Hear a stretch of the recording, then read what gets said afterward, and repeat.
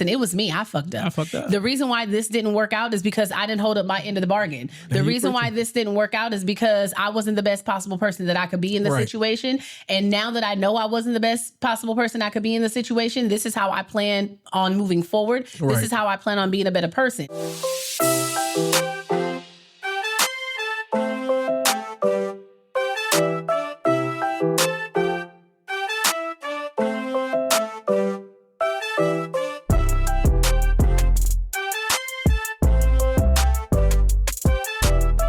And welcome back to another weekly episode of the Life After I Do podcast.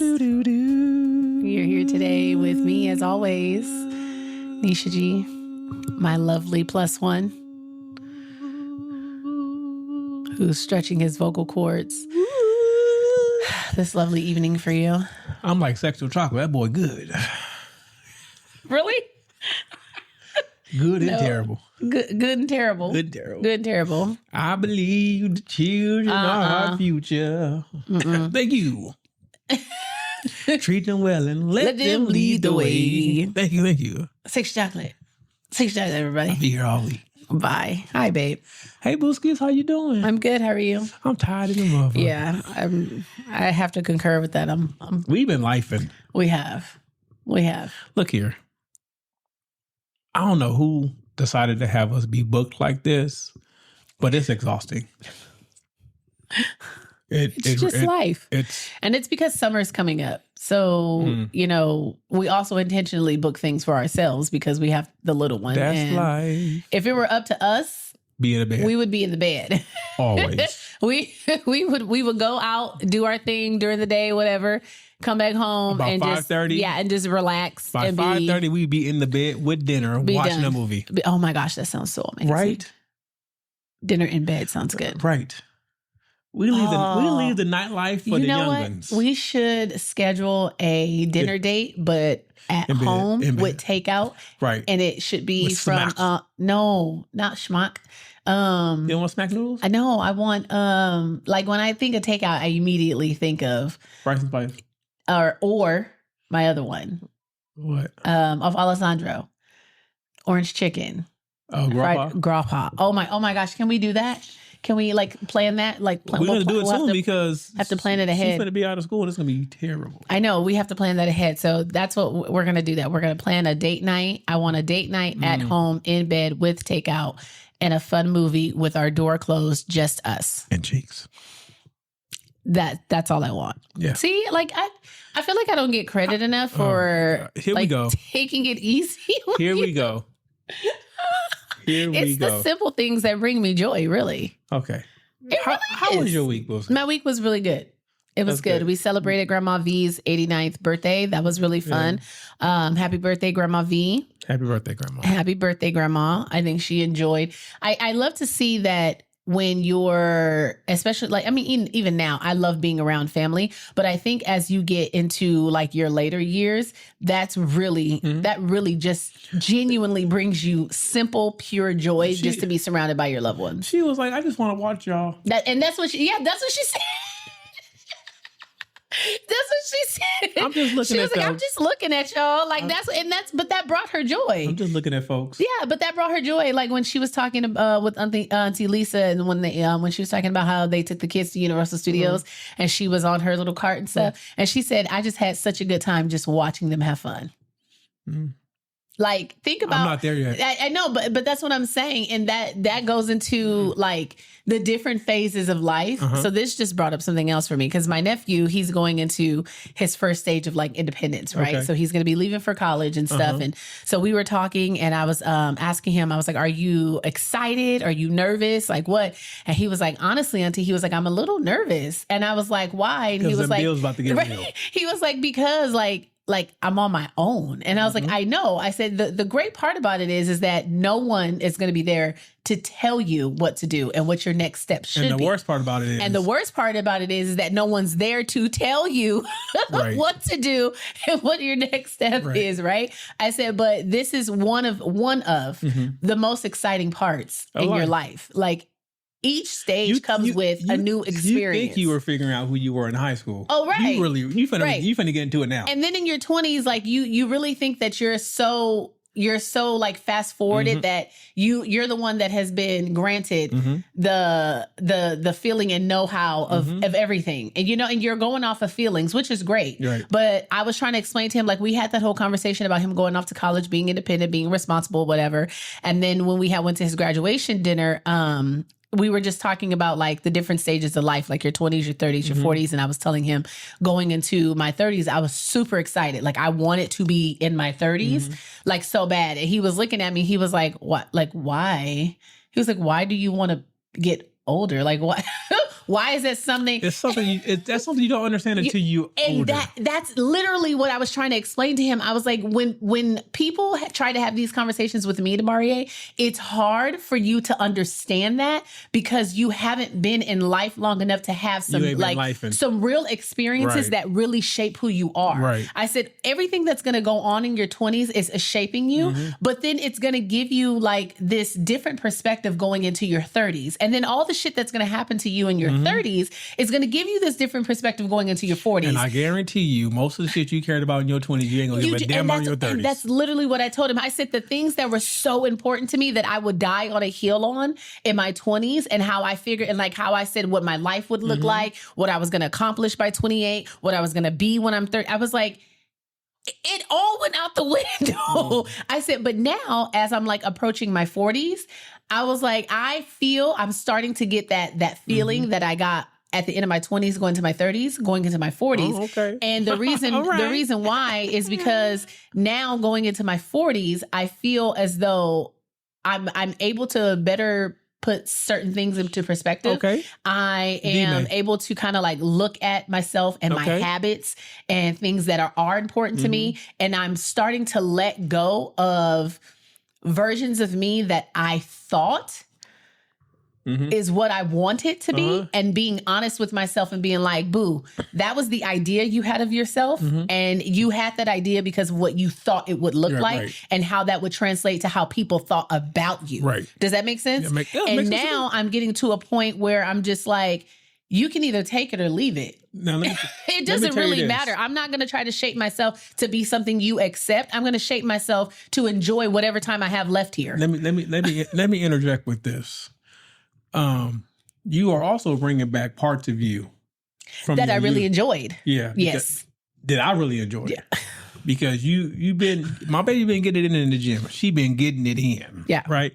And that ass is coming back. Goodbye. What eventually? I mean, it never left, but now it's getting more shape. Yeah.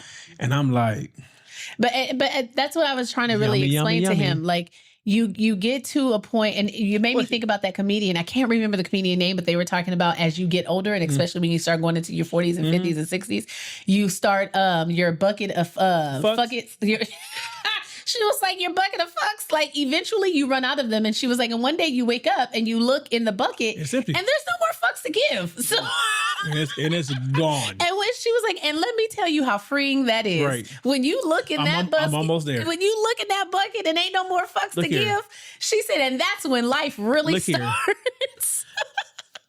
The fact that my actions impact my family is really what keeps me in line. That's what keeps you grounded. Because if that's what grounds you. Because if the consequences wouldn't include y'all, my bucket would have been empty. Okay. You would have just picked up the bucket, emptied it out, and then started life. You know what I'm saying? No, you're supposed to like gradually give them out. You're supposed to. I gave most of mine out in my 20s. They gone now. The stock is low. Limited supply. Limited supply. Limited supply. Well, I mean, there might be some on sale. You could. No. You don't. I have no more fucks to give, guys. Apparently, the only thing on sale out here is Audacity. Audacity is like, it's like 99.99% off. Right. And people have been buying it in bulk. That was it. Took me out. People have been buying Audacity in bulk. Once again, she always extends her week, so I keep my gosh. short. My week was cool. Okay. Tiring. Grind. By the time you guys hear this, I am celebrating 200 episodes of my other podcast, the Heavyweight Podcast. So shout out to my other crew, my boy McFly, Southern McFly, my boy Kevin Wendell, aka Fictitious, and my girl Des the Diva. Congratulations. 200 in. I don't know how we do it. without choking each other out? I don't know how you do it. I don't know. I want to take a moment to shout out my husband. No, don't do that. Yep, I'm going to do it. I want to take a moment to shout out my husband because I don't think y'all really understand the amount of work my husband be putting into 2 podcasts. He's a double podcaster. Okay, so he does 2 podcasts. Our podcast, the Heavyweight podcast. I might be a triple podcaster. He works out like on his schedule continuously 5 days a week. I ain't got no free time. He works full time, okay? And I'm not talking just 40 hours a week. I'm talking plus, okay? Takes care of a family full time, has time to love me, love his kid, and every once in a while he'll load the dishwasher as well. Right. So I don't think y'all every once in a while. Every once in a while. Big on the once in a while. He will load the dishwasher as well. And that's really big. And he's also for the past month been taking care of our meal prep. So look here, stop. I'm just saying. Look, I don't need my DMs flooded. Listen, I may be maybe a tad bit spoiled, just a little bit. No, you are spoiled. Just a little bit. Speaking of kids, I was talking to my old man in the gym. Your old man in the gym, right? Because every time I see him, I say, "Man, when you gonna tell me the secret?" I had to look this good at your age because he's 57. He was swole 57. He was like, I got a little, and today he was like, I still got little abs too. And he was like, I'm gonna tell you the same thing. He said, when I was about 24, he said, I walked into the gym. He said, there was a guy named Charles. He said, and Charles was 57, but Charles was swole. He was big. And he said, man, I gotta ask you, what do you do? He said, let me tell you something, youngsters. He said, just do something every day. Every day. He said, I don't care if it's you walking or just some push-ups. Do something every day. Lawn. He said, when you get 57, you look like this. I said, well, it worked. Because you 57, you swole. Yeah.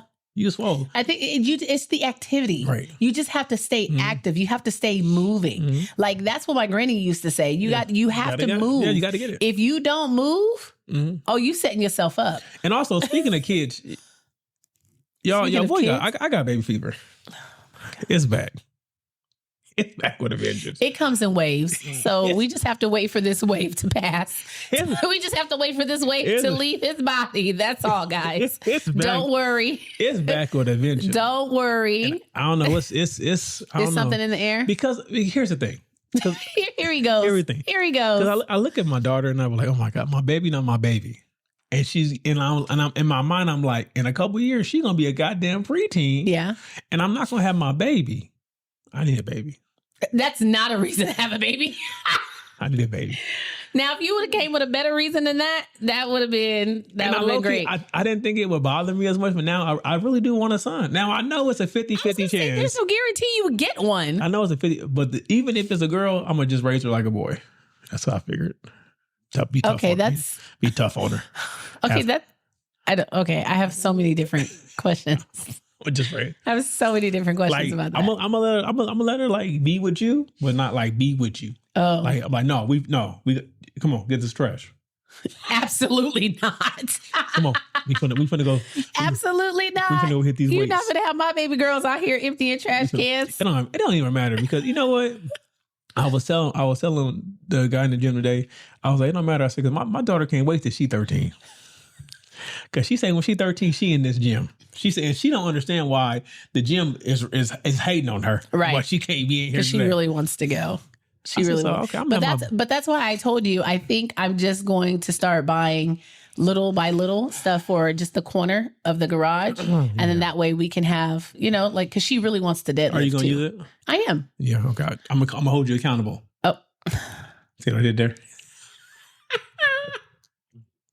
Yeah, I really should be the host because I've been I said the host. Oh, we already have one hole in this house, and it's you. I was like, wait a minute, sir. You want to be a host so bad, sir, big bro. Sir, thank you for addressing me as such. Big bro, want to be a host. I appreciate it. It just does something to my spirit. Hold on, y'all. Look here. It just does something to my spirit when you approach me by my AKA. Look here. So. Your boy, I've been trying to play basketball again, and every time I play basketball, your right knee be like, psych. My body let me know that my age, I'd be like, oh my God. That's why you got to keep doing it. I'm gonna keep doing it. You got to keep doing it. The guy that you know the guy in the gym always does a jump rope. I asked him, so I said, man, are you a boxer? He's like, no, I don't box. He said, I'm about to be 40. I ain't trying to get hit. Wait, that just reminded me. Me and my sister were talking about, because she was telling me about some of the people at her job and about how they were two people at her job was like getting into it, two girls, right? And the girl was like, "Oh, like meet me outside," and they wanted to fight. And I told her, at our big grown age, I ain't fighting nobody. First of all, I'm not fighting anybody. Second of all, you touch me, you're going to jail. I'm shooting. I'm calling the cops. I'm shooting. You are going to jail, shooting. Ma'am. Okay, I am not going to be out here. I'm shooting. I'm gonna defend myself. Don't get me wrong. I'm shooting. But I'm not going to be out here at this big old grown age talking about meet me outside in the parking lot. How about that? Absolutely not. Absolutely, your ass is going to jail. What we got today, because my knees hurt right now. I'm sorry. You want to switch? Want to borrow one of mine? Yours ain't no better. I know. But I mean, I have one that's better than the other. Yeah, I know. So, together. What we got today? Together, we could have two good ones. We're going to be talking about accountability. Nope, I'm out. You're so lame. Yes, but I got you. Accountability in marriage, accountability in your partner, accountability in yourself. I think it's really important. I feel as though what are you taking my hand? Wait, because I can hear that. You can hear what? Oh, me touching the mic here. Okay, I'll put my hands right here. Sorry. I swear, y'all, she be trying me. I almost cussed. I almost cussed. Come on now. Before I walk away. Yes. So accountability in your partner, accountability in your marriage, and accountability In what? In self. In self, right? Yes. That you don't take. I'm happy we here Please today. Elaborate. No, go ahead. Keep your intro. We gonna get into it. Well, apparently this has been a hot topic for you because you've been on social media making your personal clips about accountability and people not holding themselves accountable. I'm tired of it. Okay, so what triggered you? Because I'm tired of people not taking accountability for their part. Like I say, whether you like the outcome or not, you play the role. So you can only pass so much blame off because you play the role. Right. Now your part may not have been in this current day when it comes to relationships, but you played a role in the past that allowed the person to be comfortable to act the way they act. Okay. Or for whatever happened to transpire. So you got to take accountability. Right. So it's like a self-reflection thing. Yeah. Yeah. I'm at the age now where I ain't got time to have no secret grudges. Yeah. Look, I'm gonna tell you straightforward out the gate, like Monty yesterday with that text message. She was trying to figure out a nice way to tell people to not come because it was getting late and we were all about to leave. And so she was like, how does this sound? How does this sound? But then at the heart of it, she was like, I'm not going to do all this. I'm going to just tell them don't come because y'all leave. That's it. She was like, I don't have time for this. And I will say, like, the one thing, probably the biggest part of therapy that I've taken away is that the accountability had to start with me. Absolutely. And so now that I start taking accountability for my actions and what I say, I'm heavy on nigga. If I'm doing it, you about to do it too. Yeah. But I think it also motivates the people that are directly in your circle. Right. Because I'm going to tell you. It kind of forces them to start doing their own self-reflection. Do it. And for them to kind of pick, you know how they say you are the people you hang around, right? So if you have somebody who is being self-reflective, somebody who is not ashamed or afraid to say, listen, it was me, I fucked up.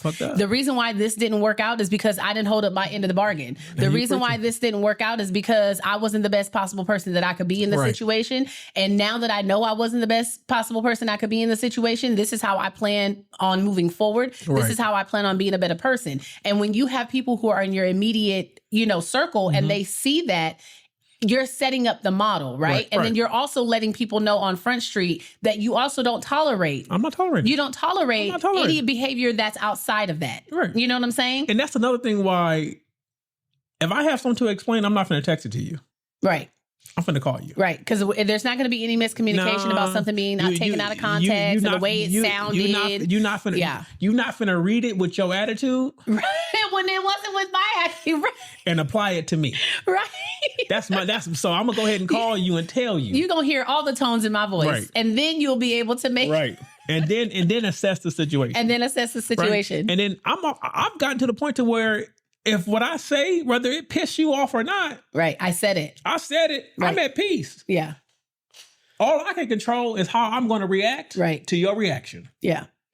Yeah, because I don't get to tell you how to feel, and I don't get to tell you how you should have taken it.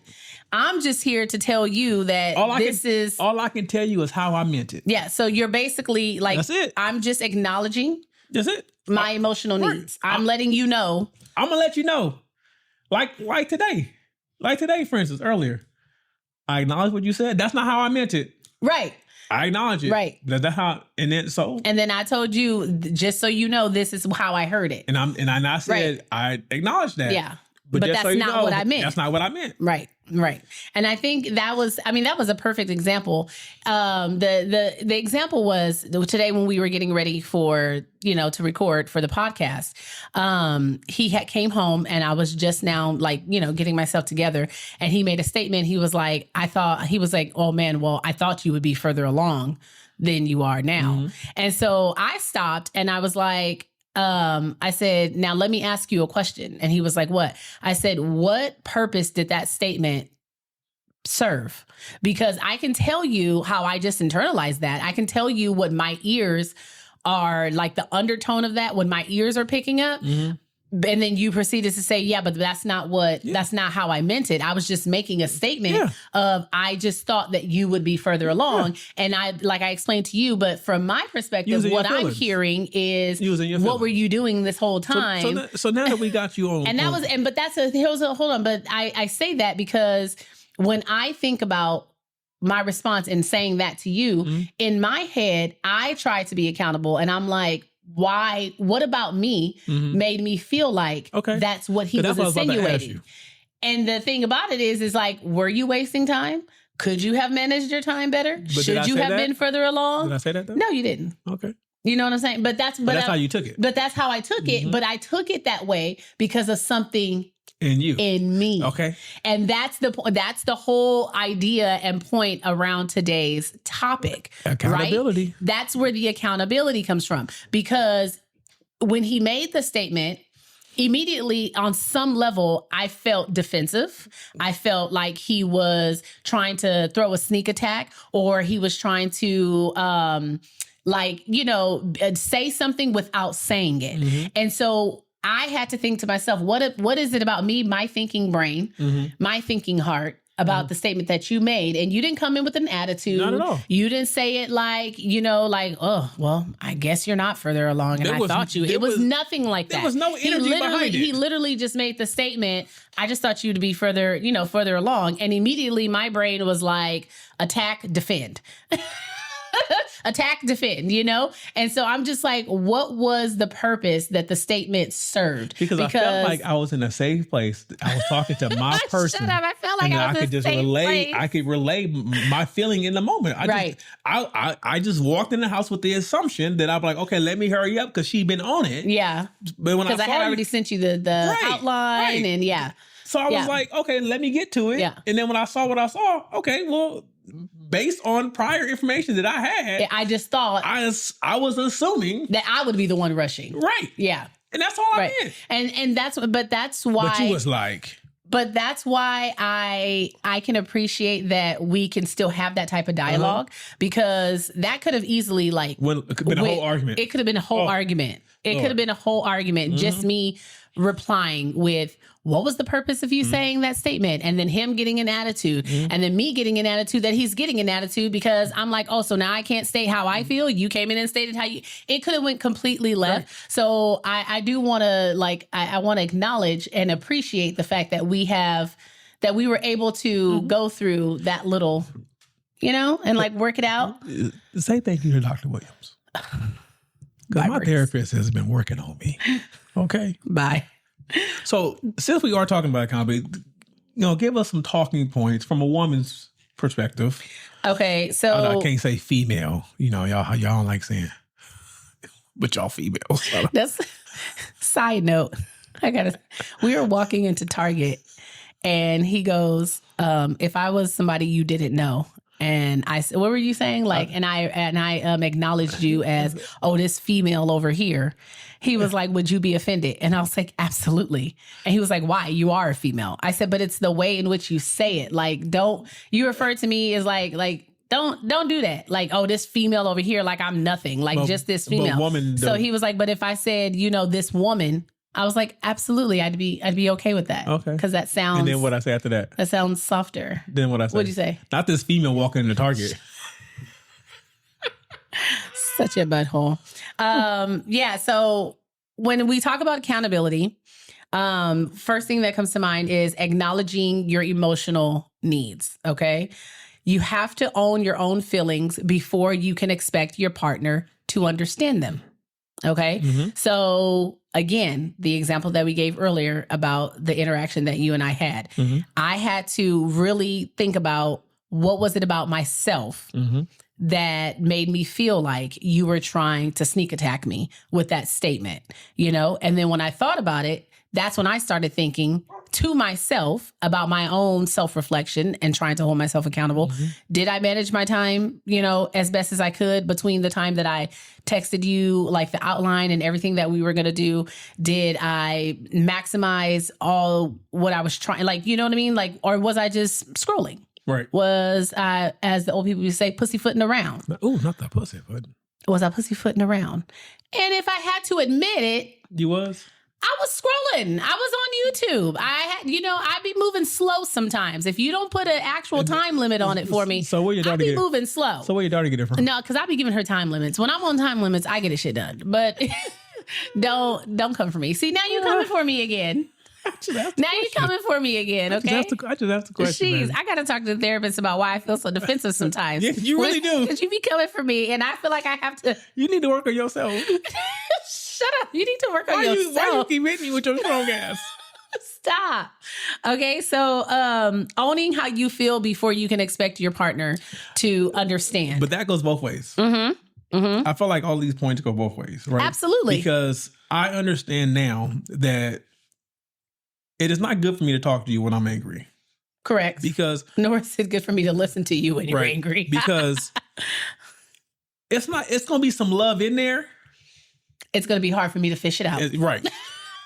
And it's going to be hard for me to put the love on top of the anger. Yeah. And then my defensiveness combined with that. And now you being defensive. Now I'm being defensive. And now ain't nothing getting solved. And we all know how I behave when I feel like I'm being attacked. Right. Like a toddler. Don't make me feel like I'm being attacked. Like a toddler with a pair of scissors. I only know how to cut. That's what I said, like a toddler with a pair of scissors. I listen. And again, self-reflection, guys. That's why I always say, you know how some people say a woman's words can break or make a man? Mm-hmm. I fully believe that. Yeah. And I fully believe that because I know, like I said, sometimes when I feel like I'm being attacked or I feel like you really trying to come for me, I don't have an in-between. You don't. I don't. I know I don't. Savage. Like he said, a toddler with scissors who's ready to cut. That's it. I only know. And I'm a piece of paper. I only know how to make you feel worse than what I just perceived you made me feel. Right. And you're not going to like it. Right. You're not. Because sometimes he'll look at me like you did not just say that. And I'm like, okay, I'm sorry. That was maybe a little too much. But also a part of that, and the flip side of that is that on my side, I have to own the emotional impact that I had on the situation. Yeah. Right. Yeah. So even if my intention wasn't to be mean or wasn't to hurt you, I have to acknowledge the fact that you were hurt in that moment. Yeah. Right. Even if I feel like you shouldn't be, it doesn't change the fact that you are. Yeah. So I have to acknowledge that. Yeah. Because whether it was intentional or not, I am accountable for that. Right. Because my actions or my words led to that. Mm-hmm. And I feel like that's the hard part about accountability, people to get around like, well, why am I accountable for how she feels? It's because of how because of how I portrayed it made you feel this way. Yeah. Because know what you're doing when you say certain things. Well, sometimes. No. Sometimes I just most people know the emotion they're trying to inflict when saying things. Right. And I mean, and a lot of times in relationships, there's certain topics that you really gotta pussyfoot around. Yeah. Shut up, baby. You can't go full force and just be like blatantly honest or not. You be honest, but it's a way sometimes you got to lead with the honey and not the shit. So you mean you attract more bees with honey than you do shit? Yeah, you know what I'm saying. Sometimes you got to drizzle the honey and don't just come in with the shit. Because you know I'm with the shits. Yeah, but sometimes I got to put the shit up. Yeah, because some people want to just shit on you and then walk away and then be like, okay, now you deal with it. And then when they walk away, there is no accountability because in their mind, and I know because this happened a lot too. That's how I feel. Right. Those are my feelings. And that's fine. Right. Your feelings are valid. Right. That doesn't mean you get disrespectful. And this is coming from somebody who has had to make many apologies on being disrespectful because there is also a way to argue. Like there is a way to have a disagreement and it doesn't have to be with us name calling or being disrespectful to one another. There is a respectful way that you can have an argument or a disagreement with your partner and also still hold yourself accountable for the part that you played because it's not just one-sided and you can't always come from the perspective of I would be better if you did this. And I think that's what happens with a lot of people. They look at what they do and they're like, oh, you know what? Like, what is it about me that you can complain about? You can't complain about it because I do this, I do that, I do this, I do that. And you don't do any of this. And then you have the nerves to complain about me. For us, I feel like the biggest change in our dynamic, especially when it comes to accountability, is when I change my thought process from, why are you not responding or doing what I need you to do to how can I get you to respond? Yeah. But the only controlling factors in that is you. Me, right? So that's only you. I narrowed it down to, like you were saying, I'm not communicating properly enough. I'm not. See, I'm putting the blame on me. I'm trying to be accountable. I'm not communicating properly enough to get you to move or get you to do the things that are important for me. I need you to do, right? And what I learned is that a lot of times when you wouldn't do certain things, I just wouldn't say anything. I would go do it myself, right? And that wasn't beneficial, or that wasn't helping none of us because you can't. The issue can't be addressed if it's not being spoken. Right. And then if I don't know that's an issue for you, I'm going to go about business as usual. Right. So if you want to keep putting gas in the car, I will not argue about that. Oh my God. How do we get back to gas in the car? I am going to continue to let you put gas in the car and I will ignore. Okay. You know what I'm saying? Like, I'm saying, sorry. Yeah. So, that's the self-awareness, the self-accountability. Another thing I think what's a lot of people probably don't understand or realize is when you get into the headspace of trying to blame the other person for why you behave a certain way, something that was always taught to me was the lack that you see in others, right? So like if there's something in you that I am not happy about and I feel like it's a lack or a negative, the only reason I'm able to see that is because it's a mirror that's reflected back in me. So somewhere in my life, and it doesn't have to be along the same lines of where I see the lack in you, but somewhere in my life, I'm feeling that about myself. And that's why I'm able to recognize it in you. Right. But instead of me thinking about it in that terms, in my mind, I'm only thinking, well, I would be better and I would do this if you were better and he was did doing this. What right. But again, that's why I always say, a close friend of mine, I told him recently, I said, you're going to be so much farther along where you want to be in life once you start to realize that the tit for tat really don't work. It doesn't work. And it just pisses you off. Because you're tit for tatting and nothing's improving. Right. Nothing's getting being solved. And you're just constantly in a revolving phase of I'm not doing this because you're not doing this. Because you don't do that. And because you did that, I'm going to do this. And then what's the point? Well, at that point, what's the point? You're living, you're purposely driving the wedge between you two wider and wider. Yeah. Because you're also not taking into consideration how the other person might be feeling too. Because what happens if you're both feeling the same way? And nothing's going to get done. But here's the thing. And here's what I realized. This is my personal thought. I feel like a lot of people lack the willingness to take accountability because it has to be taken first by them, right? Oh, right. Before you can hold other people accountable. Before you can hold other people accountable. Yeah. Which means that you have to accept the fact that it's a possibility, just possibly, you're wrong. That you're the problem. You're wrong. You're the problem. Yeah. Right. And that's hard. That's a hard pill to swallow. That's a hard pill to swallow. That's a hard pill to swallow, especially when you set yourself up here. Right. Right.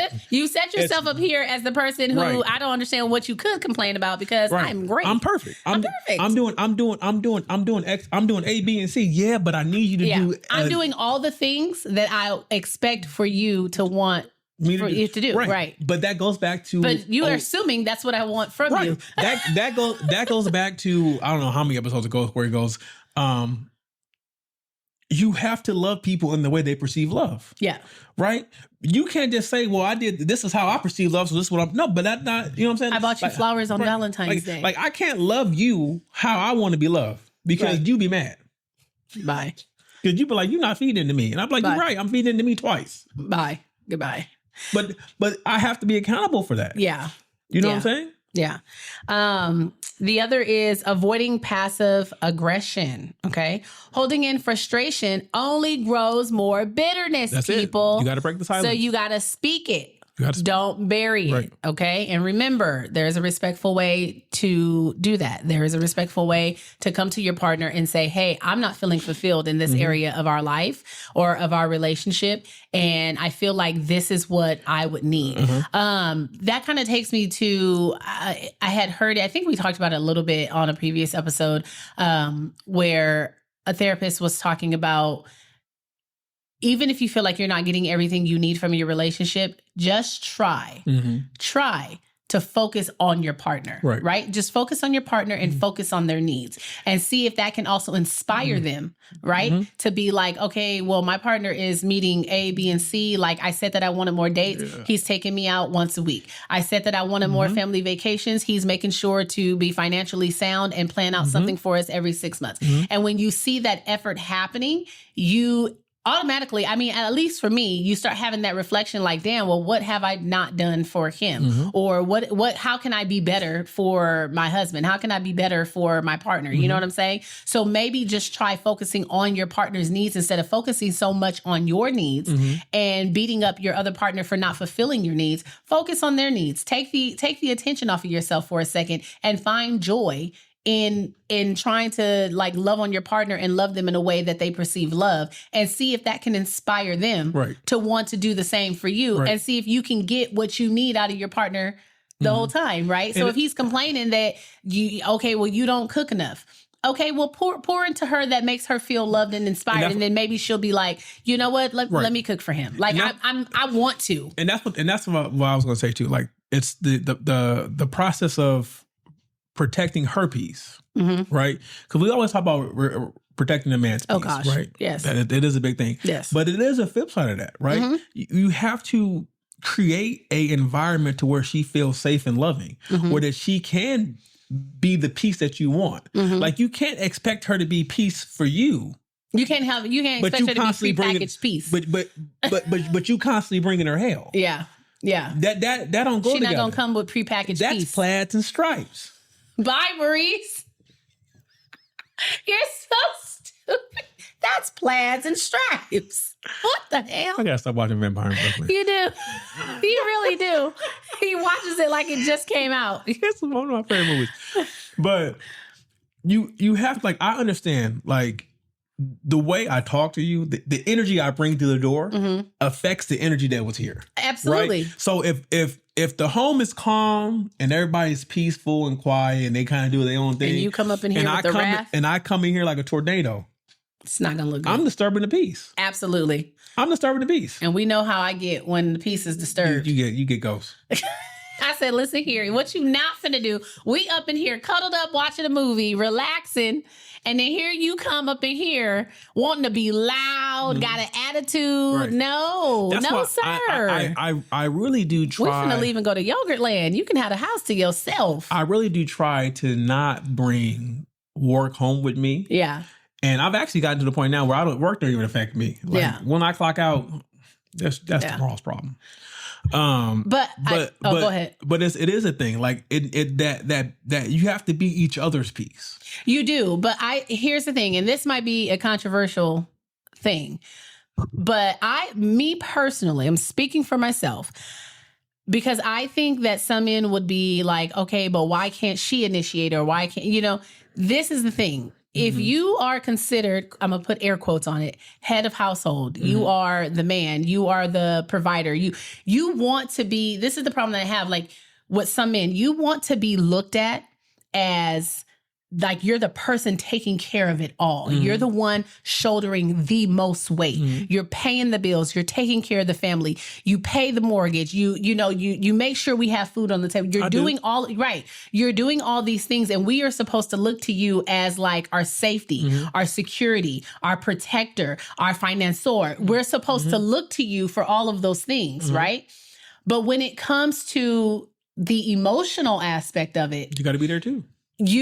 I'm just supposed to just be so grateful that you earned a paycheck this week and that we still have a roof over our head. And then I'm just supposed to just lay at your feet and give you the world. But with also being the provider, you also have to understand that also comes with making sure you manage the tone of your home. Right. It comes with making sure you manage the energy of your home. All that still starts with you. So when you say like, oh yeah, but you're carrying the load and you're doing all this, you're doing all that, I can't do everything. You've put yourself in a position to want to be the person to take care of everything. And that starts with everything. So the energy of the house, when you come home, if you're not liking the energy of the house, if you feel like, like something is off, something is amiss, so things are being ran the way, okay, so how are you going to address that?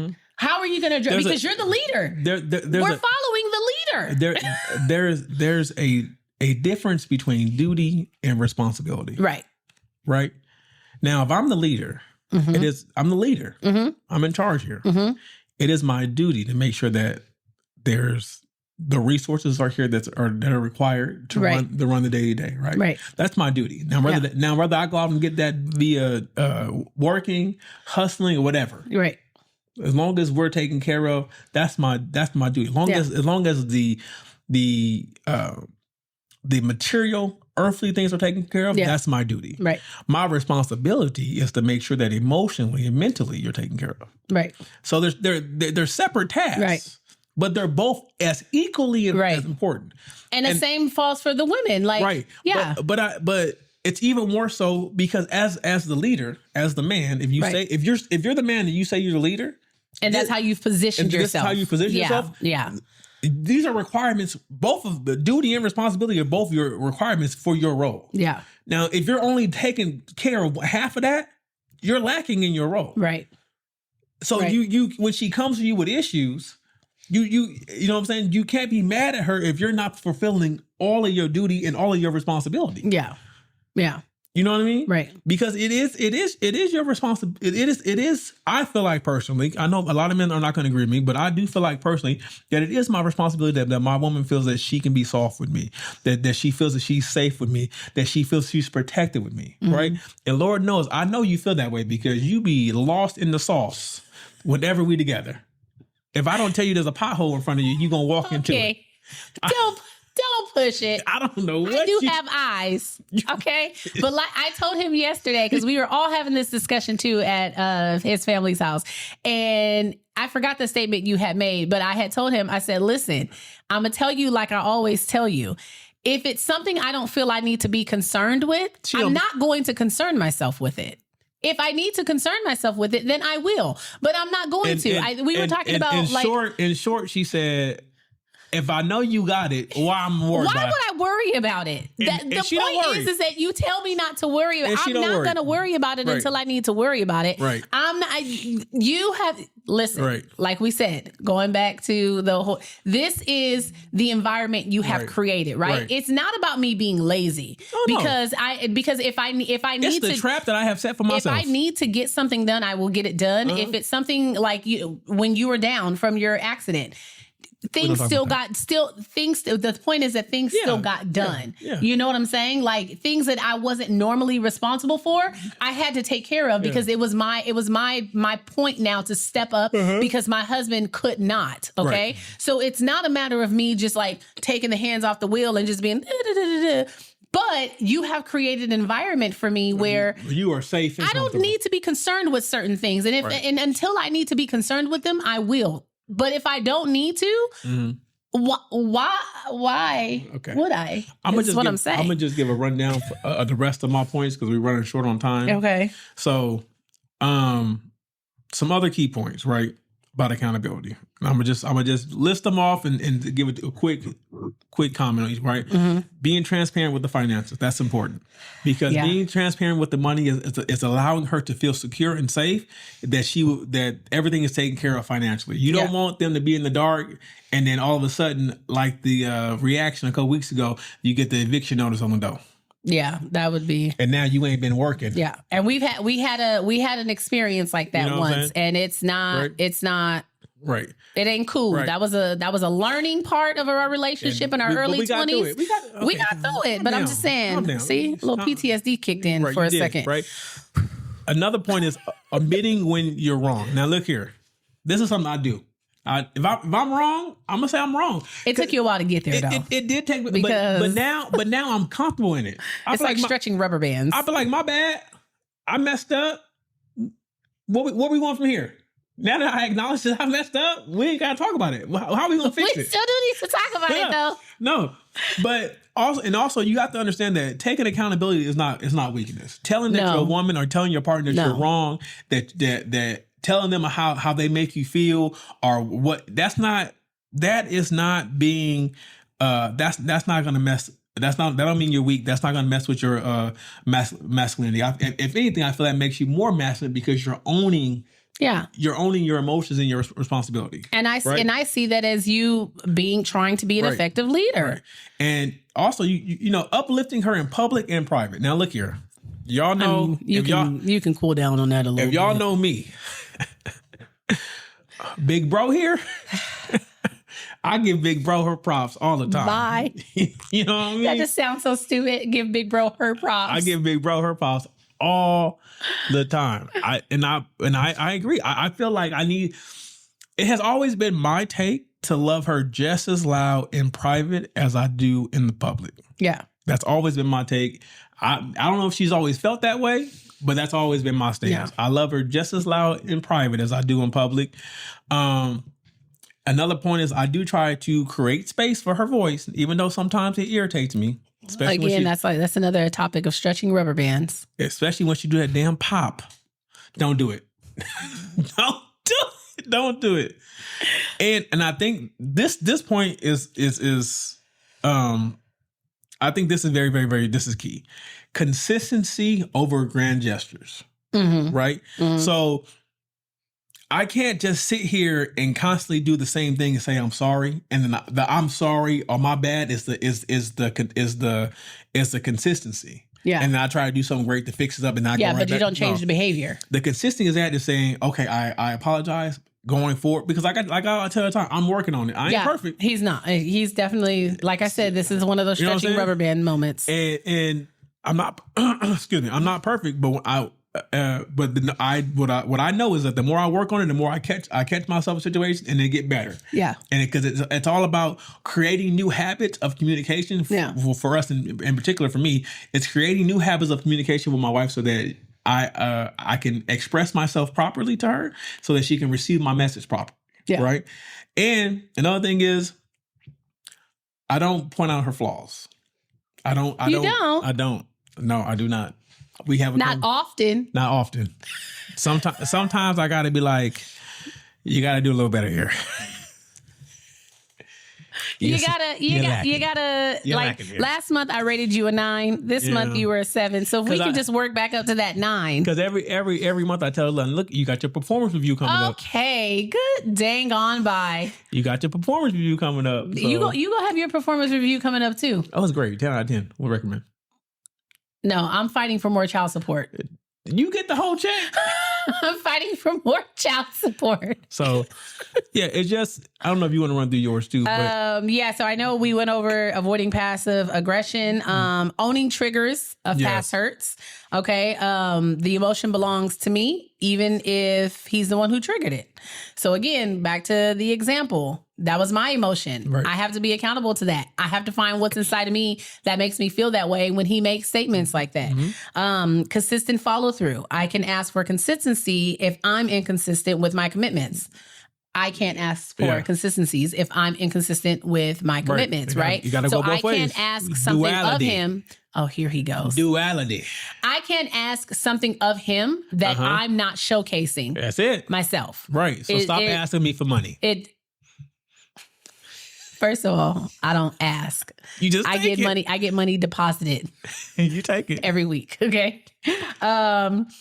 Challenging double standards. I don't get to demand him being vulnerable while punishing him. Right. So I'm not going to ask him to be vulnerable and open with me, but then attack him or punish him when he does because I don't agree with what he said. And a lot of women do that. Like you say something to me and I'm asking you to tell me how you feel, but because the way you feel doesn't align with how I think you should be feeling. You preaching now. That a lot of women do that. And then when I give him the rebuttal, even though in my mind it's coming from a place of I'm trying to get you to change your perspective and you should look at it this way, it's coming off as like, okay, now you beating me up after you asked me to be open. Now I'm trying to be open. Yeah. That's a whole nother episode. That's a whole nother episode. Being honest about burnout, accountability includes knowing when you need help. Yeah. So knowing when I need help. She gonna tell me too. I let him know, like, hey, this week. I need you to do it. This week, listen, I'm working at about 30%. Remember that episode? I was like, I'm only operating at about 30%. I ain't got it, pimp. So I'm going to make sure you have your lunch. I'm going to make sure your dinner is prepped. Outside of that, I don't really have much for you. Please. Don't come in here with no shit. Please. And and it's a 50-50 chance if you tap me on my shoulder in the middle of the night, I don't know what you're going to get because I already told you I'm only operating at a 30%. He just lay on top of me. He's his business. Stop it. No scorekeeping. Oh, Lord. That's a really big one. Okay. Marriage is not 50-50 most of the time. It ain't never we have to think it is not like people who this whole 50-50 thing, it's not realistic. Like I just said just 2 seconds ago. Sometimes I'm only operating at 30. Sometimes and I'm gonna need him to operate at 70. And yes, he carries a big load, but that's still my partner. Pause. Bye. That's still my partner. And even with all that he does, if I need help, I'm going to express that I need help. When he needs help, he expresses he needs help. Even if I ain't got it. If he doesn't have it and I see that he's not trying to be like, he's just trying to dump a load. If I genuinely see like, stop it. If I genuinely see like he ain't got it. He can't, he didn't scrape the bottom of the barrel. And even if I'm scraping the bottom of the barrel, but my barrel I still got a little bit left in the tank, but he ain't got none in the tank. I'm going to just have to, I'm going to have to take one for the team. Right, yeah. I'm going to have to take one for the team. I'm going to have to let him get himself straight because I know that when he's at the top of his game, order comes back into our household. Okay. Calling out disrespect calmly. I can name what hurt me without demeaning him. Okay. So, I mean, that's really just kind of saying things in plain and simple terms without throwing daggers at you. So I can tell you what it is I actually need without making some innuendo that also is demeaning to you or disrespectful to you. Modeling the standards that I want, setting the standards through my behaviors and not just my words. Right? So that goes both ways. Yeah, it goes both ways. But I have to be the change that I expect to see. Ooh, I say it all the time. Don't I say it? I have to be the change that I expect to see. That's it. If I'm not getting something out of you, I need to change the behavior within myself first. What I say at the top of the episode? Right. You got to start. You got to start with you. Yeah, it's got to start.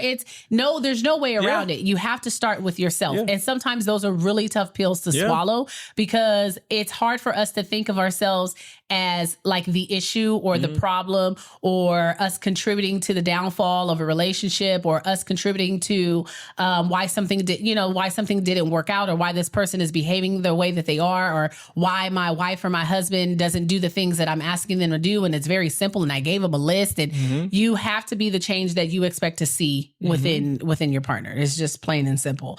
And then lastly, not using intimacy as a weapon. Oh, Lord. I could have another you in a minute. Matter of fact, he'll be here in a minute. Yeah, I mean, I feel like that one's pretty much self-explanatory. Withholding love to punish isn't accountability. Right. That's just trying to be controlling. Just trying to be controlling. Yeah. So it's like, that's why I say, like, earlier, even if I'm only operating at 30%, I've already let you know I'm operating at 30%. But when you tap me on the shoulder, I really don't know what you're going to get. But it's a 50-50 chance.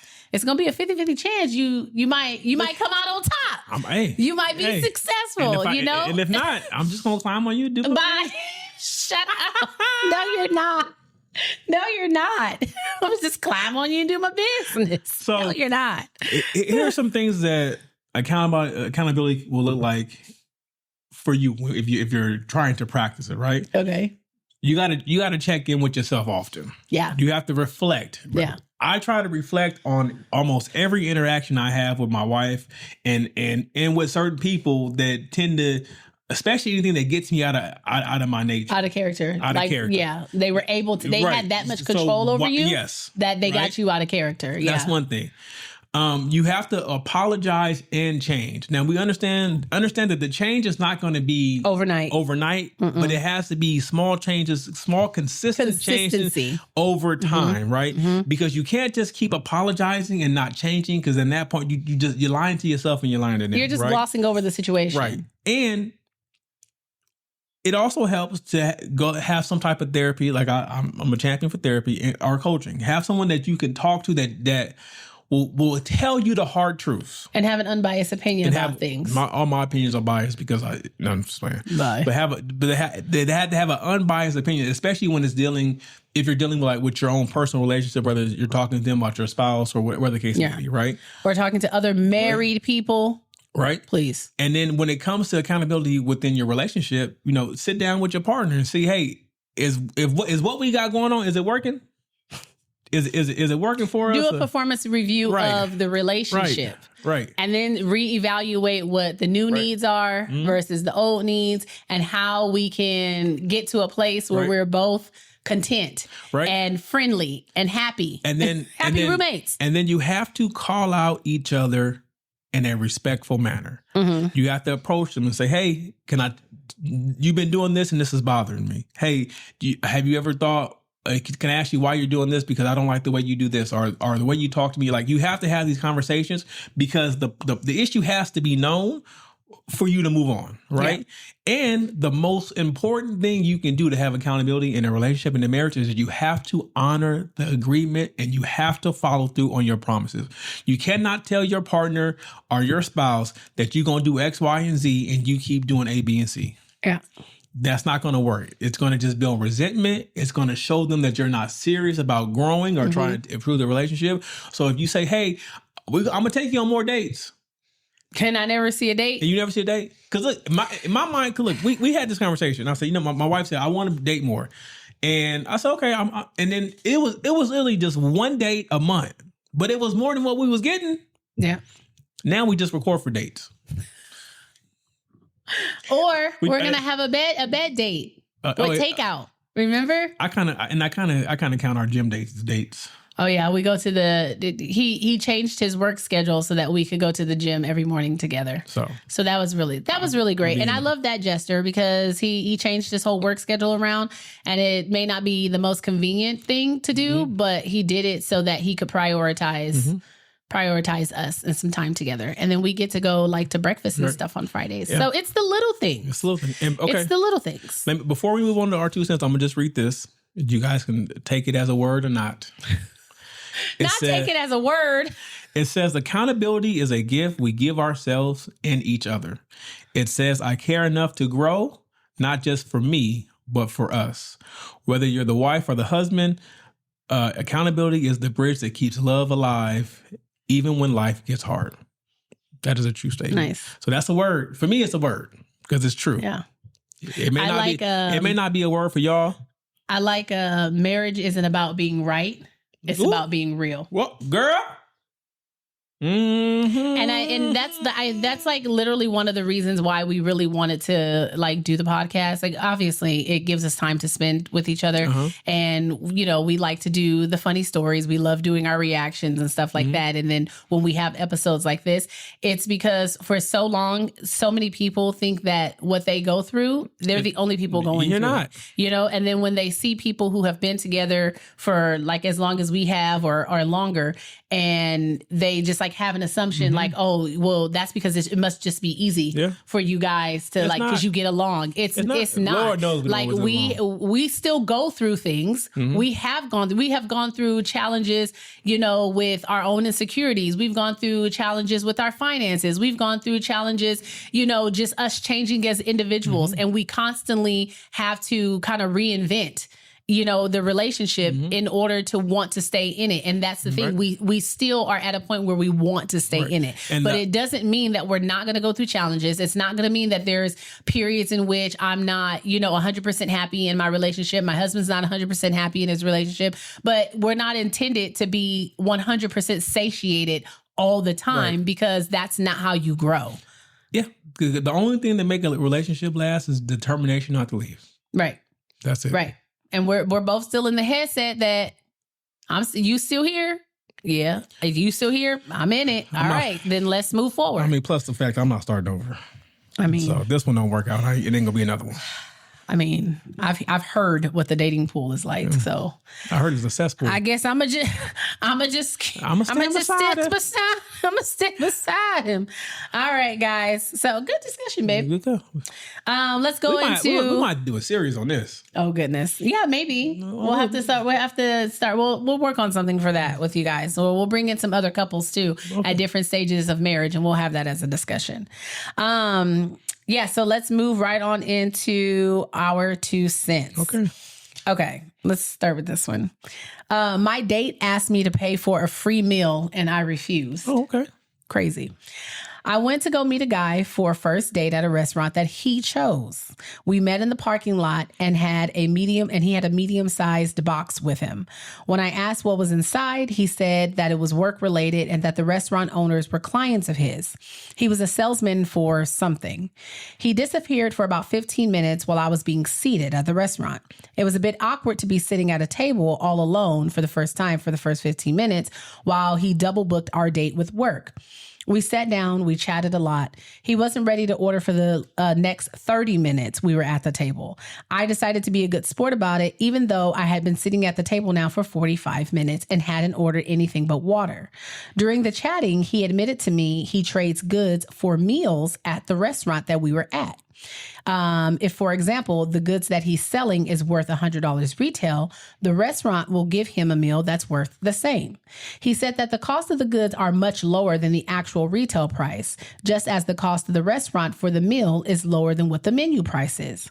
And that made sense. We ate, and for a few reasons other than the meal trade, I had decided that we weren't right for one another. The following day when he texted me, I let him know that I didn't feel a spark between us and that I won't be seeing him again.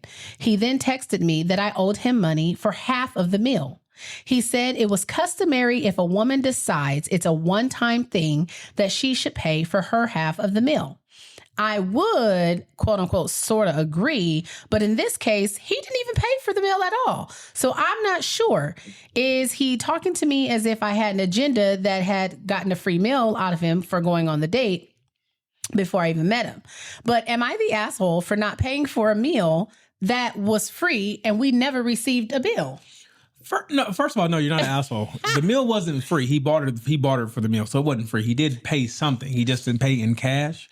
But this is wild to me. Yeah. He said it's customary that if you, basically he said that if you don't agree to go to a second date, you basically went on the first date for a free meal, but he already got the meal in trade, technically for free because there was no bill. So he expects you to give him cash when he didn't even... The goods weren't exchanged for cash, but he wants to profit. This is why I always say the first date should be something like quick and easy, like coffee. He still probably would have wanted half.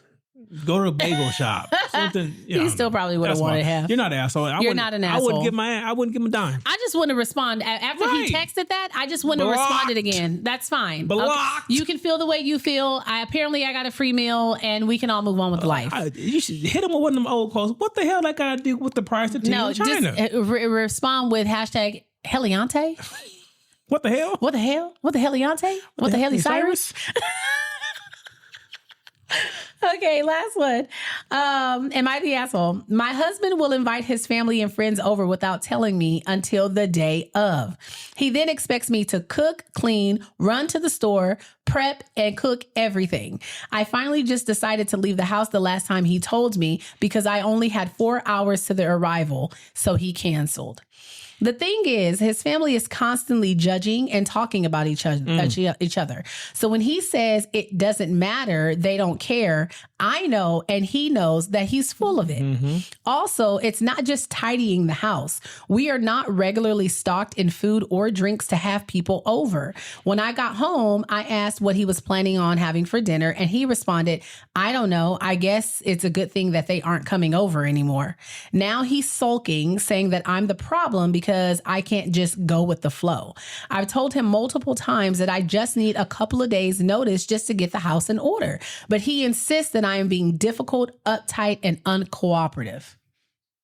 He's not taking accountability for his role. He's not taking into accountability how much it takes to get things in order to have people at your house. Right. That's what and in his mind, he's thinking, first of all, it's my family. It's my house. Why should it matter? Why should it matter? You know why it matters? It does matter because your family talks shit. Because if mama walking here and this house is dirty, she finna talk shit about me. She's going to talk shit about me. The whole time. Yep. It matters. She's going to talk. She's not going to say, son, when is the last time you cleaned these countertops? Right. She's going to say, my son done married a lazy woman. Right.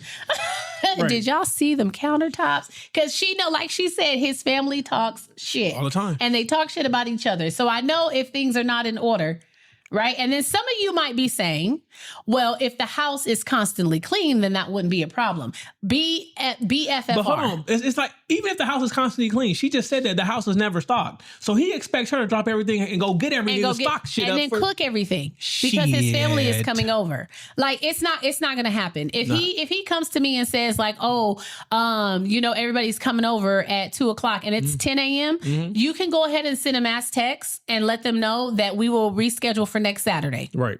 We're going to reschedule for next Saturday because what I'm not about to do is try to hurry up and get to the store, get all this stuff, get here, cook. And then there's certain things that you look around the house and you're like, oh, like, let me clean that because that's going to be the one thing that somebody else notices. Right. You know, and yes, it may be something that I clean often, but now I got to take time out of cooking, prepping, going to the store to sit here and clean that. And you not doing nothing. And it's not that she's saying they can't come. She don't want them to come. Yeah. She just said, can you give me a heads up? Yeah. No, that's because... Can you let me know a couple days before? That's because they're sitting there talking. Because maybe I could do a little. I could do a little this day, a little this day. I can do the bathrooms on Monday. Right. I can do the downstairs on Tuesday. I can do this on Wednesday. Thursday, I can go to the store. Friday, I can prep all the stuff that's going to be cooked for Saturday. Then Saturday morning, boo. Here's the thing. Come on. Ma'am, you're not the asshole. No. I would just say, hey, how about from now on we go to their house?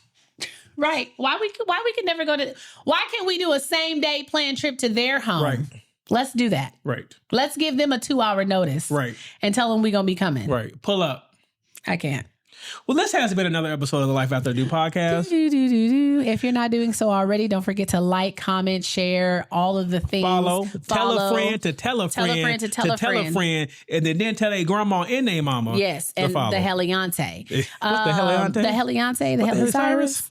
Follow us at Life After I Do podcast on Instagram, TikTok, Facebook, and YouTube. I was about to say Instacart. We not on Instacart.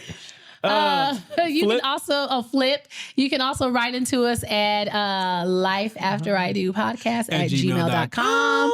You get a new episode every Wednesday, guys. Thanks for listening. Thanks for rocking with us. Until next time. Peace, Booscaronis. Peace, Booskies. What the Miley Cyrus?